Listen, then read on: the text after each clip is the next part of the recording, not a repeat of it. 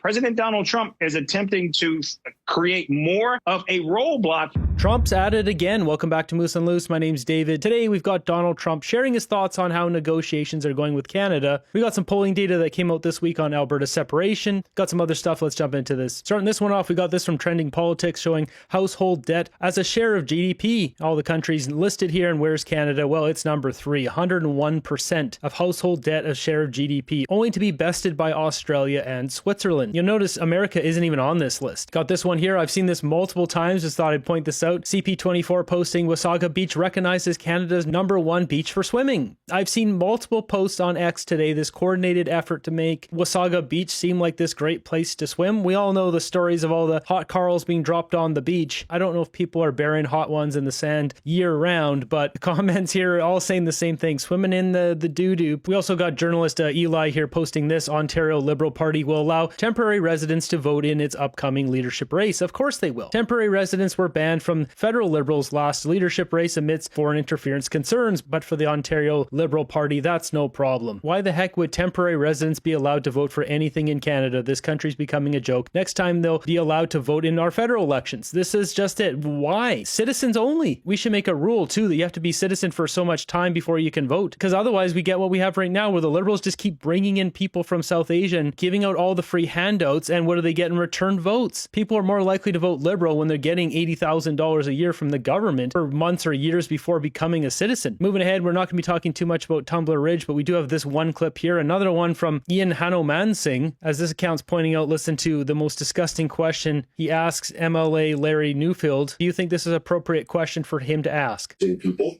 and the community's been wounded very deeply. You're the Conservative representative, MLA. Does that matter right now, being a Conservative? Absolutely not. When if the Prime Minister does arrive, when the Premier arrives, we all wear different colored T-shirts. I could care less. I'm going to shake their hands as friends, as brothers, as comrades. We are here for the people of this community, regardless. Great to hear, and although it's sad that it's under these. Do you think that matters? Well, what a ridiculous question. We have young kids that were just ended, and this is the kind of crap they're putting on here, trying to stir up this division, making this all political. CBC is disgusting. What utterly ridiculous thing to say. That's a Liberal-funded shill like no other. Shameful. He's a mouthpiece for the Liberal government. Nothing else. I'm actually embarrassed for him. What a stupid question. CBC, absolute garbage. So yeah, the people here not exactly liking this. We've got some big news out of America. We've got this one breaking. The U.S. House has voted to terminate President Trump's tariffs on Canada, 219 to 211. On this vote, the yeas are 219 and the nays are 211.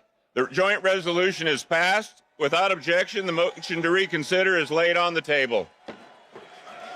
So the American system is very bizarre because they voted on this, as you can see, 219 votes to terminate the tariffs on Canada. So you'd think this would go forward. Donald Trump has come out with this. Any Republican in the House or the Senate that votes against tariffs will seriously suffer the consequences come election time, and that includes primaries. Our trade deficit has been reduced by 78%. The Dow Jones is at 50,000, S&P 7,000. All numbers were considered impossible just 1 year ago. In addition, tariffs have given us great national security because the mere mention of the word has countries agreeing to our strongest wishes. Tariffs have given us economic and national security, and no Republican should be responsible for destroying this privilege. So what comes of this? Well, Donald Trump can just veto this. Even though it's voted on, once it gets to his desk, then he can just veto it. So their system is kind of funny down there because, well, it doesn't really matter that they put this to a vote.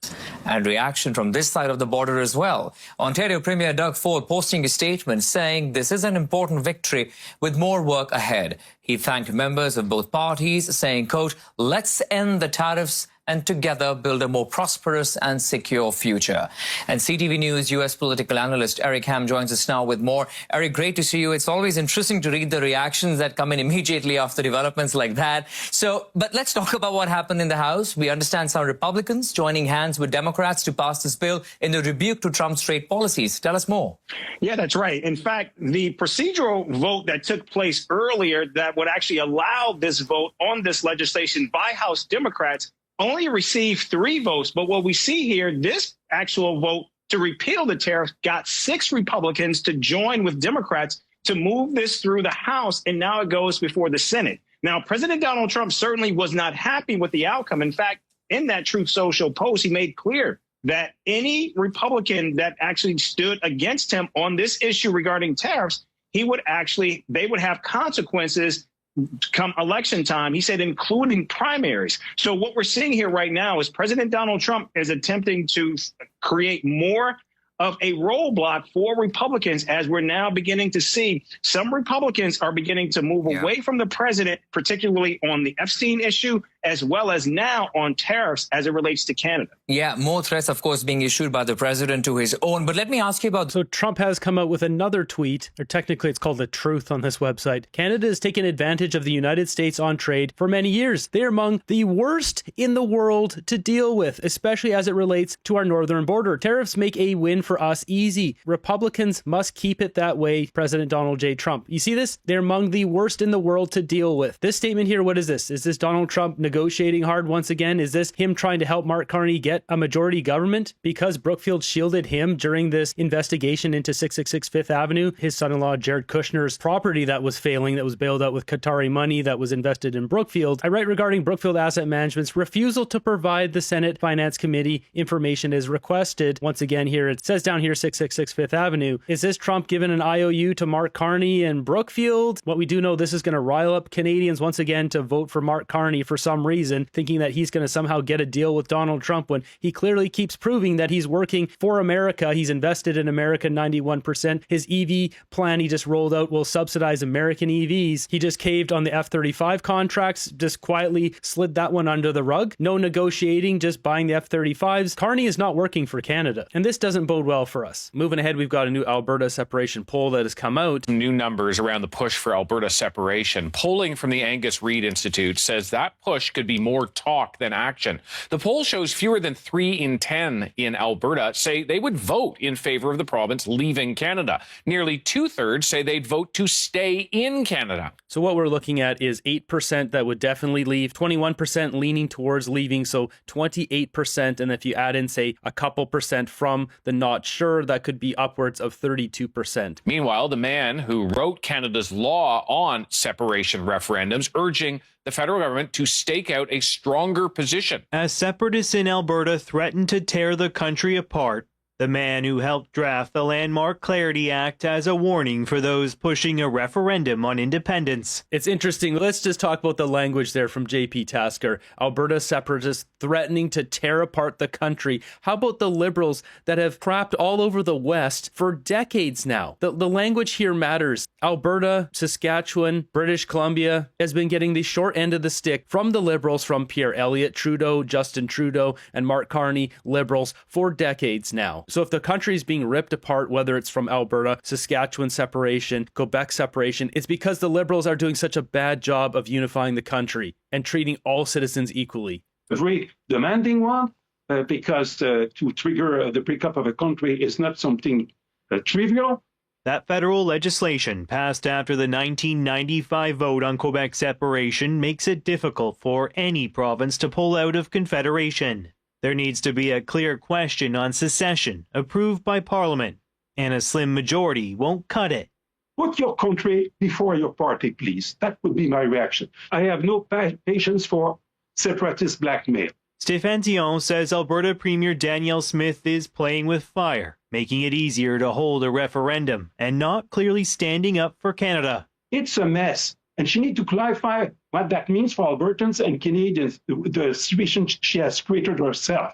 Smith, meanwhile, says she just wants a better deal from Ottawa, a sovereign Alberta in a united Canada. As for 10 years, we saw a prime minister that did everything he could to devastate the West. Prime Minister Mark Carney is trying to tamp down those feelings of alienation. He's dismantling past Liberal laws widely seen as an attack on the oil and gas sector. The latest move, doing away with the electric vehicle mandate and replacing it with rebates. It's a plan that is very pragmatic, very realistic. While speaking with former Prime Minister Jean Chrétien last week, another past PM, Stephen Harper, said he's opposed to a referendum in his adopted province. I don't know what the hell is going on in Alberta. But I have to go there. I have 500 cousins. I can sign the petitions. He says the feds must do more to keep Alberta independence at bay by supporting the province's oil patch. Canada needs to build critical infrastructure like another pipeline to the West Coast, not someday, but right now. I mean, Tim Hodgson just came back from India where they have a demand for as much oil as we can sell them. Why aren't we fast tracking a pipeline right now? It's because they need to get carbon capture and storage set up so they can push their green eco money grift on Canadians first. That's all they care about. This is all about money. They don't care about us. They do not love our country. They don't love Canadians. They have no interest in making the lives of Canadians better, ever. It's all about money. People are greedy. You have to have good people at the top, otherwise they'll do this kind of crap. Mark Carney has so many conflicts of interest. He's not being investigated. He's allowed to announce companies willy-nilly, like the Red Chris mine that he's invested in, and then the stock value goes up. Since he became prime minister, the Red Chris mine is up 122%. Is he making money? You bet he is. I mean, look at all of these. 119% for GE Vernova. He announced that one too. Same thing with BWX Technologies, up 89%. Brookfield Corporation's up 32%. All of these are up. Look at all of these. 33% Canadian Natural Resources. ExxonMobil, 38%. Of course, CBC's like, oh, the Alberta separatists want to rip everything apart. It's like, no, it's the Liberals' fault for all of this. So also talking about this on CTV. Provincial sovereignty, a new survey shows most Albertans would vote to stay in Canada. The Angus Reid Institute found less than 3 in 10 Albertans say they would vote for separation if a referendum were held today. By contrast, 65% say they would vote to remain in Canada, with most saying their decision is definite. While most Albertans oppose separation, the survey does suggest many are still conflicted. Many Albertans who firmly oppose separation say the most convincing reason to stay are a sense of Canadian identity and concerns about practicality. Albertans who would vote to leave Canada said they were largely unconvinced by arguments to stay. And that's just it. You need some sort of spreadsheet of information where it lays it out very clearly what the benefits are, putting forward policies like getting rid of income tax. And there needs to be a very clear leader people can rally around. I think that's the major problem right now. If there was a clear leader, then people could put a face to it and put some trust in someone, because that's not Danielle Smith, and Jeffrey Rath is not really the leader of the party. He's kind of leading it up, but he wouldn't be the leader unless he was voted for that, which hasn't happened. Let's bring in Laurie Williams, political analyst at Mount Royal University. Laurie, we've been following this. We touched on this last week, I believe, too. Now we have some harder numbers from Angus Reid, too, in particular. Does it surprise you at this point, or do you think this is pretty standard? What do you make of this latest data? Well, I think most of these numbers are lining up with what we have seen. The folks that are really committed to leaving are hovering around 10%. It's as low as 8% in this particular survey. But that total of people that are considering voting for separation almost comes to 30%. And again, we've seen that in polling on a continuing basis. Now the question becomes, what are people open to in the way of persuasion and discussion, and what do they mean by separation? And so there are a lot of those folks that are in that 21% who are leaning, who might be what we call symbolic or soft separatists, folks who want to send a message to Ottawa. They want a better, fairer relationship with the rest of the country. And some are very concerned about the disrespect that they think has been shown to Albertans. And that sentiment is fairly widespread, much bigger than that 21 or even 29% in Alberta. The question is, what do you want to do with it? The other thing I think is really interesting about this study is... So this one here, you can see it says, suppose Albertans voted to separate from Canada. If that happens, would you stay or move somewhere else? And it says 74% move to another province or territory in Canada. This is only N equals 638. These need to be much bigger. They need to have a poll that's like a couple thousand people from all over the province. Because I find it very hard to believe that 74% of people are going to move out. Is the net approval of the leaders that are weighing into the debate. Mm-hmm. Mark Carney is in the lead. And again, of course, this is including all those folks that would vote in favor of separation. But what I find really striking is that Danielle Smith is underwater by 17 points on the leadership. That suggests to me that people that are in both camps don't like the way that she's dealing with this. And secondly, that Mitch Sylvester and Jeffrey Rath are at minus 21 and minus 25. In other words, the leaders of this particular referendum campaign are pretty deeply unpopular in terms of those net numbers. Yeah. So overall, again, a lot of people are just, a lot of Albertans, I think in particular, too, not super pleased about how things have been handled and where things are at, I guess, right now.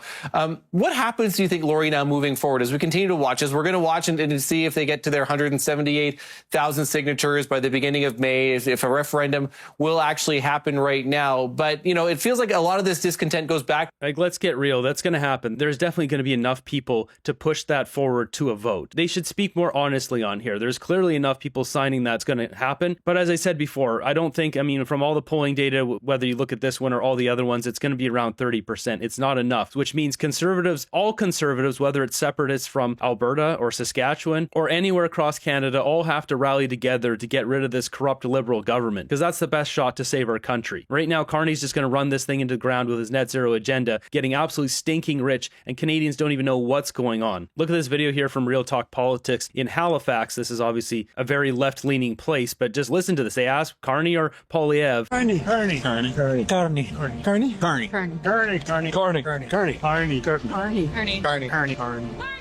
I bet you if I asked every single one of those people if they knew about his conflicts of interest, all his ties with Brookfield, all this stuff, the answer would be no to all of them. So many Canadians have no idea what's going on in our country, and they're voting in a way that is going to bring upon misery into their own lives. A lot of people will lose their jobs because they voted for Mark Carney.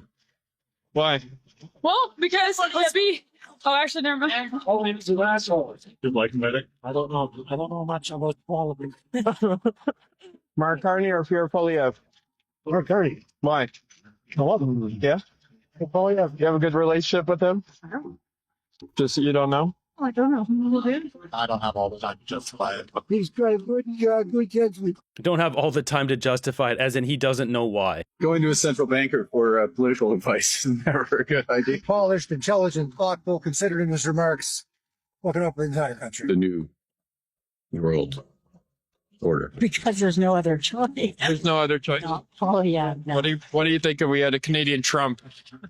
These are loaded questions. Look what's happening with Canada right now. Carney's helping Trump by giving those subsidies to America, helping American jobs. Canadians don't know what they voted for.